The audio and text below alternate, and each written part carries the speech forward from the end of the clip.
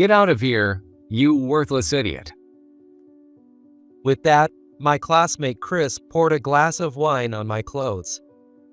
The room fell silent as Chris shouted loudly.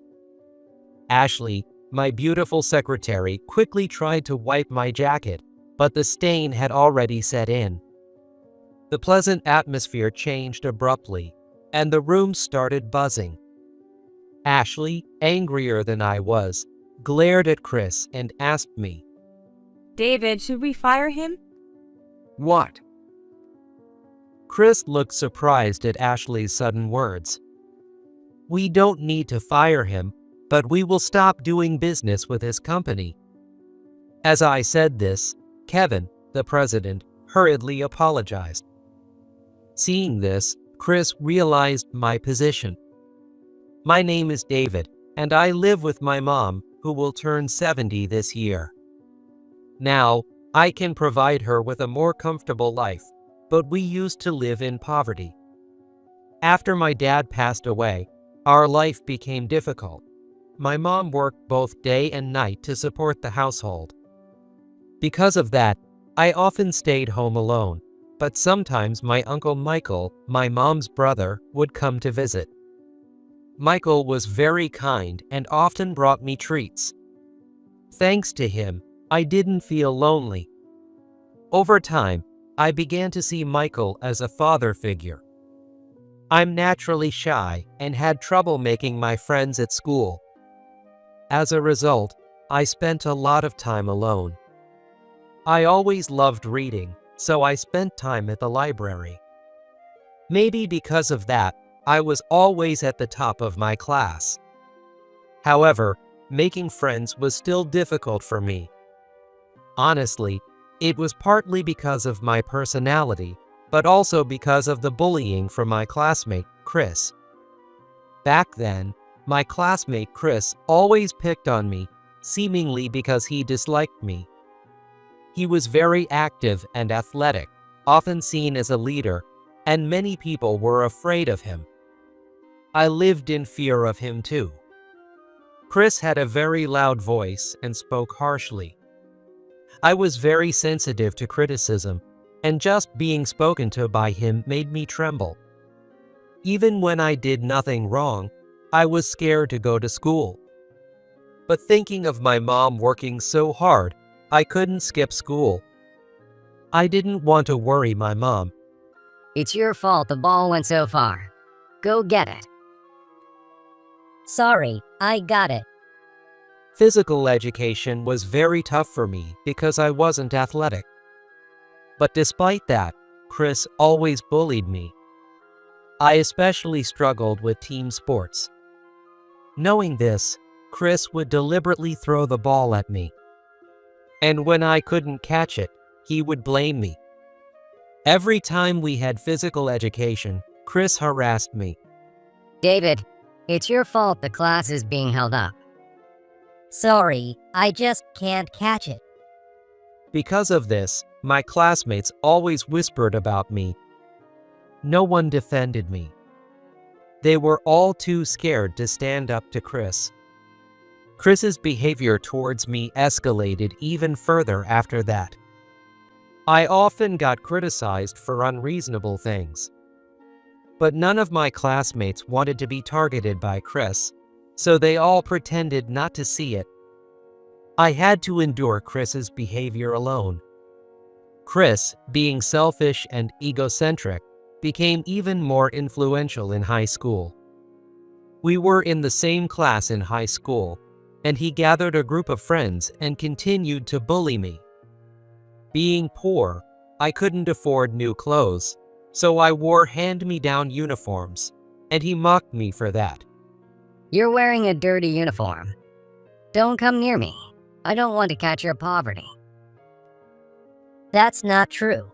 It's just a bit worn out because it's a hand-me-down. Shut up. Don't talk back to me. I was in the same class with him all through high school and endured his bullying and complaints. But since I was poor, I had to start working right after graduation. With our financial situation, there was no way I could afford college, and I didn't even consider it. My mom apologized to me every day, but I was determined to bring money into the household by getting a job. However, it was difficult to find a place that would hire a high school graduate. So, I asked my Uncle Michael for help, and he hired me. Michael accepted me, even though I only had a high school diploma. I was the only one in my class not going to college. So, the news quickly spread throughout the class. When Chris heard that I wasn't going to college, he started making snide comments again. Is your family so poor that you can't even go to college? It's because of my family circumstances. I can't help it. He looked down on me for not going to college, trying to assert his superiority. I'm going to a prestigious college that's well known around here. Unlike you, I'm going to be an elite, but I guess that's impossible for someone poor like you. At that time, Chris's family was very wealthy. His dad made a fortune in stocks, and they lived in a big house. Because of this, Chris looked down on me until our high school graduation. However, I was relieved thinking I would never see him again. After graduating high school, I was fortunate to work for Michael. Although the sales weren't great, he still paid me a decent salary. Thanks to that, my mom and I could live a little more comfortably. I was grateful to Michael and dedicated myself to my work every day. And since I couldn't go to college, I studied on my own. Michael also taught me about business management. 20 years have passed since then, and today I was invited to a social gathering, so I decided to attend. Officially, it's a community networking event, but it's really a business meet and greet. While dealing with the vendors handing out business cards, I enjoyed the food and drinks. I was there representing Michael's company, but since it was my first time attending, I didn't know anyone. I attended with Ashley, the company secretary, who was talking to vendors at a different table. Having worked as the secretary at the company for many years, Ashley knew more people than I did. Then, despite arriving late, a man entered speaking loudly. I couldn't believe my ears at first, but the voice was familiar. It was Chris, who had made my high school years miserable. It was the first time I'd seen him since graduation, and all those memories of bullying came flooding back. My body started trembling, and I wanted to run away, but it was too late. Chris saw me and came over. What is a loser like you doing here? I was invited by an acquaintance. Chris looked me over the way he used to, with a mocking expression. He hadn't changed at all and started making snide comments. He glanced at his suit, then at mine, smirking slightly. Wearing such a cheap suit, how did you even get in here? Well, I don't usually wear suits much. That's why I hate poor people. Unlike me, an elite who always wears designer suits. Dressed in a designer suit and with a fuller figure, Chris looked imposing. But his face hadn't changed since high school, still bearing that same mean look. Seeing Chris unchanged made me tremble all over. I heard that Chris got a job at a major local company. He was handing out business cards, boasting to everyone about being a manager. I was half amused by his unchanging overconfidence. He hasn't changed at all, even as an adult. Why are you here? I thought only special people could attend this event. I got an invitation. It's part of my job. Chris seemed to think I didn't belong there and kept pestering me. He seemed genuinely annoyed that I was at the event. Since only executives were supposed to attend this gathering, He was suspicious of my presence. Why are you here? Only executives can attend. I'm representing Michael. It's my first time attending this year. When I explained, Chris snickered dismissively. He finished his glass of wine and continued speaking.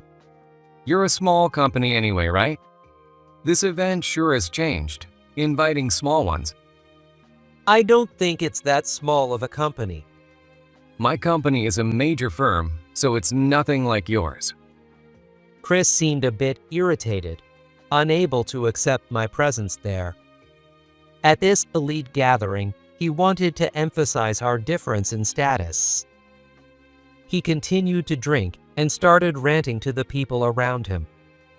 As he got drunk, his already loud voice became even louder, and he grew more excited. While I was enjoying the food, he whispered complaints. I hate poor people. Coming to a place like this and just eating. You usually don't get to eat anything this fancy, do you? Chris laughed loudly and continued to drink heavily, looking down on me. I tried to stay calm, no matter what he said. There was no point in arguing here. I thought that if I argued back, he would just retaliate again. Chris, who was always big and selfish, had been like this since we were kids. Seeing him unchanged as an adult made me feel a bit sorry for him. Presentations continued on stage, and I enjoyed the food and drink. The food was luxurious, and I wished my mom could taste it. Even though our life had improved, she was never one for indulgence. But she loved good food, so I knew she'd be thrilled by these dishes. There are supposed to be souvenirs later. I'll bring some home to make her happy. While I was thinking this, Chris, now drunk, reappeared and spat more venom at me. Fueled by alcohol, he seemed to let out everything he'd been holding back. Get out of here, you worthless idiot. As he said this, he poured his wine all over me. The room erupted in shock, and Ashley, my secretary, rushed over. David, are you okay?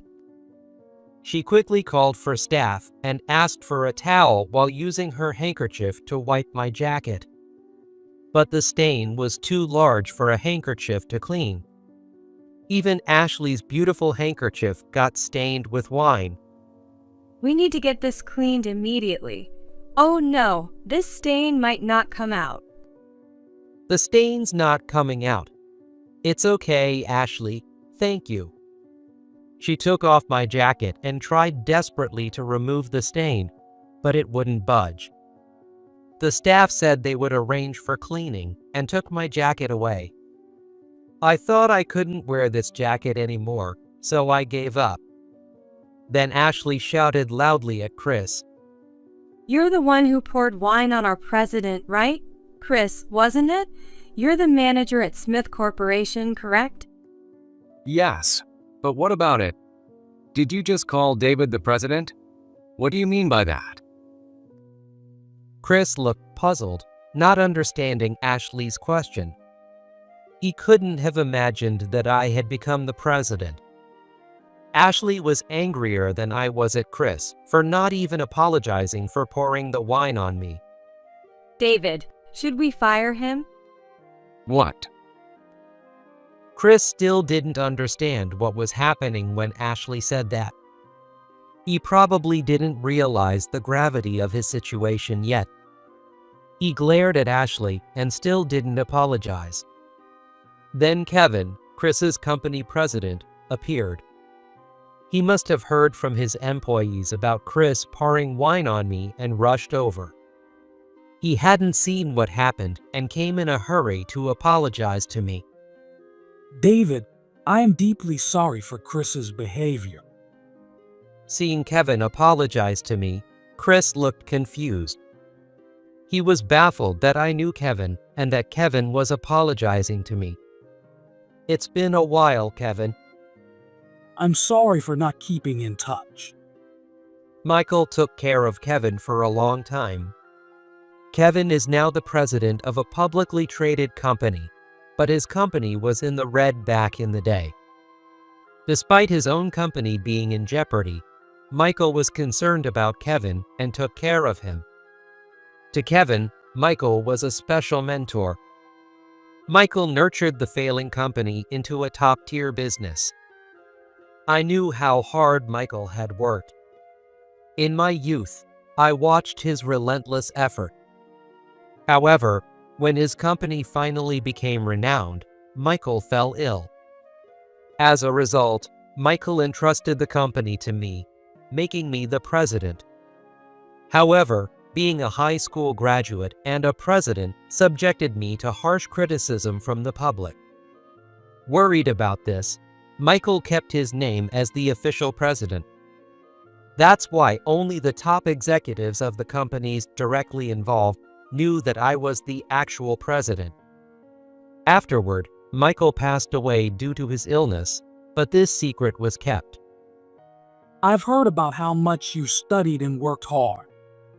I've heard about your struggles from Michael as well. Listening to our conversation, Chris began to understand the situation and started sweating. Seeing Kevin, the president of his own company, apologizing to me, Chris finally realized his position. His attitude shifted, and he began asking Kevin about the situation. Well, so, Kevin, do you know David? He's not just an acquaintance. He's the nephew of my benefactor. Chris, you're being incredibly disrespectful. Kevin grabbed Chris by the collar, looking ready to hit him.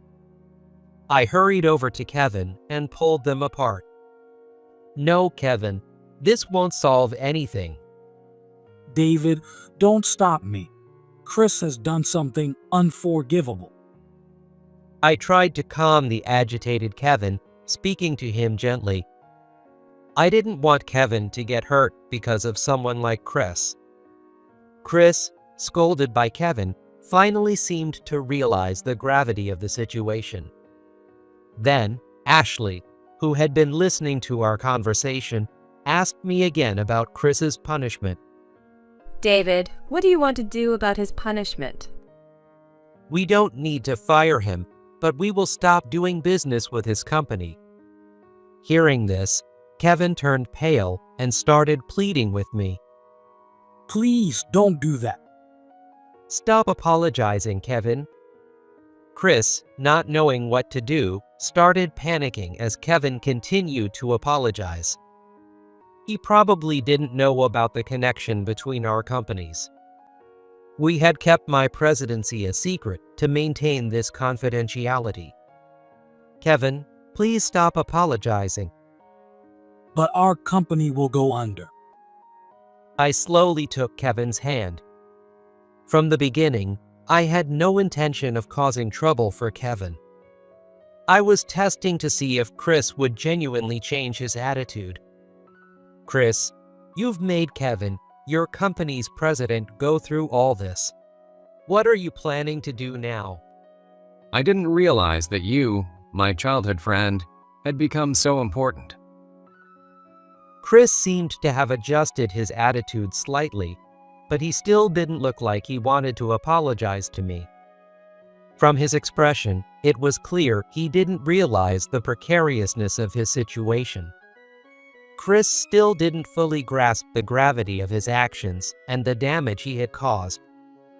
Originally, Michael gave some of his company's work to Kevin's company to help them turn a profit. That's why Kevin's company is a subcontractor for mine, receiving work from us. If I stopped the business relationship here, Kevin's company would fall back into deficit operation. Kevin hurriedly explained the company's structure to Chris, who was still confused. Chris heard that and clung to me. Please, I was wrong. Can we continue doing business? I patted Chris on the shoulder and whispered coldly, "If you can help Kevin, I won't say anything." Are you telling me to quit the company? Simply firing Chris wouldn't solve the problem. If I fired him here, given his personality, he would surely spread the story elsewhere. Chris was always self-centered and quick to blame others. I wanted to avoid any further trouble Chris might cause for Kevin. Not quitting, but I want you to complete a task I'm going to give you. A task from you? I thought that simply making Chris resign wouldn't solve anything. He needed to reflect on what he had done. To do that, he needed to understand how unreasonable his behavior had been, so I proposed the task. Chris looked anxious, but he seemed to decide that he had no choice but to accept what I said. He apologized to me and asked for another chance. It's simple. You'll do it for 3 months starting tomorrow. I laid out the task for Chris. Oh, you mean me? Doing something like that. It's too embarrassing. Whether you do it or not is up to you. But if you don't, you're fired. The task I set was to stand at the busy intersection in front of his company every morning and greet people. The area in front of Chris's company was busy with traffic, but was also used by elderly people and children on their way to school. I told him to help direct traffic and assist people crossing the street. I was made to do this when I first joined Michael's company. There was a purpose behind it. First, it teaches you to have compassion for others. Second, it helps you get rid of your insignificant pride. Without these, you can't succeed in society. That's what Michael always told me. By repeatedly doing something you find embarrassing, your own value naturally increases. And it nurtures a spirit of being recognized by others. The results will be visible. If you slack off, you'll face consequences. But do you accept the challenge? All right, 3 months it is. Chris, though still somewhat skeptical, agreed to start the task the next day. Fortunately, that intersection is on Ashley's commute route, so she can check on Chris's progress every day. I entrusted this task to Ashley because she is calm and capable of assessing people objectively. For someone who has never done it, greeting strangers can be incredibly tough. Sometimes you get ignored, and sometimes people look at you suspiciously. It's challenging, but if he succeeds, he'll naturally make new acquaintances and become better at greeting people. Given Chris's long-standing arrogant attitude and habit of looking down on others, I felt this was the only way to help him improve. True to his word, Chris arrived early and stood at the intersection the next morning. Though he had been dismissive and bullying towards people, at first, he couldn't even bring himself to speak. He couldn't greet anyone and just stood there. Whether it was embarrassment or pride, this continued for nearly a week. Eventually, he got used to it and started greeting people. His greetings were still gruff, but he even began exchanging greetings with local children. Seeing this, Ashley thought Chris might really be able to change his attitude. Since Ashley, who had been very strict with Chris, said this, I felt pleased and confident that my suggestion was the right one. However, just as the 3 months were about to end, Chris got into an argument. An elderly man with a bad leg was slowly crossing the street, and Chris was irritated and complained to him. The man then asked Chris which company he was from. I'm from Smith Corporation. Is there a problem? It's none of your business. Chris assumed the old man was weak and treated him rudely. But the elderly man turned out to be the chairman of a well-known local company. Realizing this, Chris went to apologize, but the old man didn't forgive him. The chairman showed up at Chris's company and spoke to Kevin. Despite Kevin's apologies, The situation was resolved by firing Chris due to their business connections. The old man was very angry at Chris for judging people by their appearance and acting arrogantly. Such behavior is never acceptable. As a result, Chris caused trouble for his company. No matter what you give to an unreasonable person, their core character never changes. But when they experience the consequences firsthand, they might realize their wrongdoing. This was my goal from the start. Even after learning that Kevin and I were longtime acquaintances, Chris didn't change his behavior. To dismiss Chris without troubling Kevin, who was important to me, external criticism was necessary. That's why I anticipated someone else would point out Chris's mistakes. My prediction was accurate, and Chris couldn't change his fundamental nature. As expected, Chris ended up losing his job, but at least Kevin, you won't be blamed. Thank you so much. If I had fired Chris back then, who knows what people would be saying about me now? As Kevin and I shook hands, we felt we had learned the importance of human relationships. We vowed to continue valuing people in the future. After that, I heard that Chris left town and started looking for work in other areas. However, due to his constant arrogance and foul mouth, he seemed to go from job to job. He would start a new job, initially humble, but as he got comfortable, his arrogance returned, making it increasingly difficult for him to stay at any company. Moreover, now that he's over 50, it seems he couldn't secure a decent job. Unable to learn from his mistakes, Chris eventually lost his job and began to struggle financially. Chris used to dress in fancy suits with flashy accessories. After leaving his stable job, he couldn't even hold a temporary job for long and struggled to make ends meet. That's the kind of life he ended up leading. The man who once looked down on others without financial worries ended up becoming poor. No matter how much he tried, Chris couldn't change his fundamental character. He was married, but his wife eventually got fed up and left him, leading to a divorce. His luxury car was also put up for sale. Having lost everything and being left alone, no one knew what Chris was doing now. Gradually, people stopped talking about Chris. Afterward, I carried on Michael's legacy and worked with Kevin's company on new product development.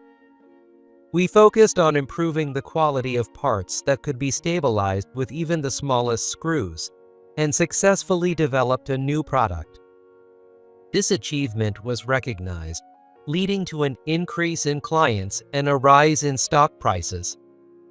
Our company was featured in magazines as a noteworthy business, and we were fortunate to have great co-workers. Both my company and Kevin's company are now thriving as publicly traded companies. As a side note, I ended up marrying Ashley. Actually, she confessed to me after all of this. Honestly, I was surprised, but Ashley had apparently been watching over me for a long time. I also loved Ashley, who had been supporting me ever since I became the president. But I never thought she would have feelings for someone like me, so I kept my feelings hidden. Finding out that we both felt the same way made me incredibly happy. Since we were getting married later in life, we didn't have a wedding ceremony. Ashley, who is older than me, said, "I don't want to wear a dress at my age," so I gave her a special diamond ring instead. Seeing it, Ashley cried with joy and constantly admired the sparkling diamond. Lately, my mom gets along better with Ashley than with me, and I sometimes get a bit jealous. I've always been a bit of a mama's boy, so it felt like I had my first rival. Because Ashley and my mom are like real family who can tell each other what they want. I want to keep seeing their smiles forever. Being able to succeed as a president despite having been reserved since childhood. And the one who gave me the courage to vow to protect both Ashley and my mom was, after all, Michael with his teachings. Understanding people's hearts and becoming stronger myself has led to my current life. I vowed to always consider others' feelings and live for Ashley and my mom. Being a strong man means being someone who loves and is loved. I'm going to focus on improving myself,